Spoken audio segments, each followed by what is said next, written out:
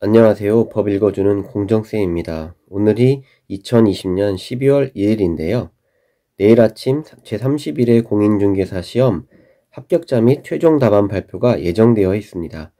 가채점 결과 합격 점수에 조금 부족한 분들은 여느 때보다 길었던 한 달을 보내셨을 텐데요. 부디 좋은 소식이 있기를 바라는 마음으로 이의제기 마지막 영상을 시작해 보겠습니다. 지난 영상에서 중개사법 8번 문항과 관련하여 국토교통부에 법력 해석을 요청했던 내용의 답변 기한이 일주일 연장되었고, 오늘이 처리 예정일 마지막 날이고 국토교통부에서 답변 기한을 꽉 채워서 드디어 회신을 해줬습니다. 내용은 다음과 같습니다. 자, 답변일은 오늘 오후 6시 40분이었고요. 자, 2번 귀하의 민원 내용은 분사무소 폐업 신고 시 제출하여야 하는 서류에 관한 것으로 이해됩니다. 제가 물어봤던 내용이죠. 귀하의 질의사항에 대해 검토한 의견은 다음과 같습니다. 라고 해서, 자, 공인중개사법에 따라서, 자, 폐업을 하고자 하는 때에는 국토교통부령이 정하는 신고서에 중개사무소 등록증을 첨부하여야 하고, 법인인 개업 공인중개사의 분사무소의 경우도 또한 같습니다라고 읽어줬고, 아울러 제1항의 규정에 따른 중개사무소 재개신고를 받은 등록관청은 반납을 받은 중개사무소 등록증을 즉시 반환하도록 하고 있습니다.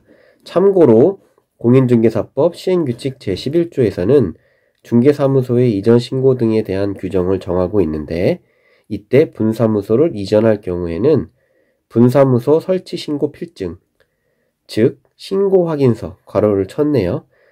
이것을 제출하도록 하고 있음을 알려드립니다. 자, 담당자께서는 제가 질의한 요지를 정확히 알고 계심에도 결국 답변은 충돌하고 있는 현행 법령만 읽어주셨어요. 그리고 제가 원한 답은 주지도 않았습니다. 그리고 마지막에는 이전 신고 시에, 자, 이것도 둘 다 써놨습니다. 신고 확인서와 필증. 신고 필증 또는 신고 확인서를 제출하게 되어 있다고 뜬금없죠? 이 폐업 신고 시, 제가 분명히 폐업 신고 시 제출해야 되는 서류를 물어봤는데, 이전할 때 제출해야 될 서류를 뜬금없이 친절하게 설명을 해줍니다. 마치 이번 이의제기 내용에 대하여 지난 제30회 시험의 정답과 연결되어 있다는 것을 아는 것처럼 말이죠. 저는 문장의 해석을 요청했는데 담당자는 문장을 그대로 읽어주기만 했습니다. 여러분은 이 답변서를 보고 어떤 판단이 되시나요? 국토교통부는 중개사법 이의제기 내용에 대해서 교묘하게 피해갔습니다. 어떤 경로이건 간에 제가 해석 요청한 중개사법의 내용이 이번 시험 이의제기 결과와 밀접한 관련이 있고, 그에 따른 이해관계셈법이 복잡하다는 것을 국토교통부 스스로 인정하고 증명해버린 꼴이 되었습니다. 오늘은 한 줄 평을 남기면서 영상을 마치려고 합니다. 얼마 전 울산 MBC에서 매년 반복되는 공인중개사 시험 오류에 관한 보도가 있었고, 어떤 수험생분의 인터뷰 내용이 있었더라고요. 이 부분은 제가 시험을 봤었던 제16회 시험도 마찬가지였습니다. 당시를 잠깐 회상해보면 문제풀이를 반복하다 보니 어떤 문항들은 내용을 몰라도 풀 수 있겠더라고요. 출제자의 의도가 보이는 상황이 생겼다는 뜻입니다. 절대 과장이 아닙니다. 왜 그랬을까요? 범위는 한정되어 있고 기출은 가급적 피하려다 보니 내용에 집중하기보다는 수험생들의 실수를 바라는 문항들이 조금씩 늘어나기 때문이라고 생각합니다.